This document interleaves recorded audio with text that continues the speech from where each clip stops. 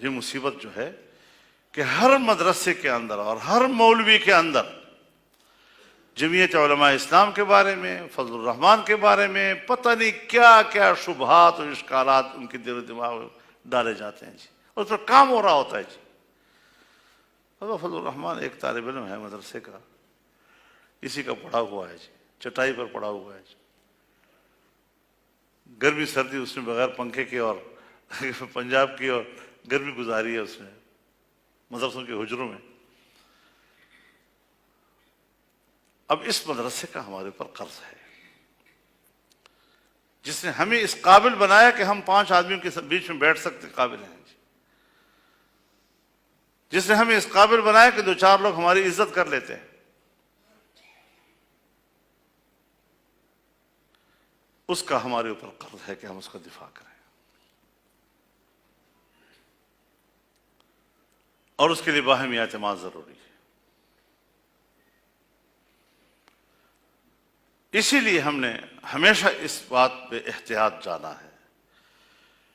کہ دینی مدرسے میں ایسی کوئی کام نہیں ہونا چاہیے کہ آج تو حکومت تسامح کرے، آنکھیں بند کریں، اور کل ریاست کہے کہ اچھا آپ ریاست سے تصادم لے رہے ہیں۔ چنانچہ جب مدرسے کے اندر فرقہ واریت آئے گی تو 10-15 سال کے بعد وہ جرم قرار پائے گا، پھر اسی پہ سزا دی جائے گی۔ اگر مدرسے کے اندر بندوق آئے گا اور بندوق اور جہاد کی تعلیمات مدرسوں کے اندر دی جائیں گی تو پھر 10 سال 15 سال کے بعد ایک وقت آئے گا کہ اسی کو جرم قرار دے کر اس کا آپ کو سزا دی جائے گی۔ لہذا ایک بات طے کرنی چاہیے کہ ہم جو کچھ کر رہے ہیں،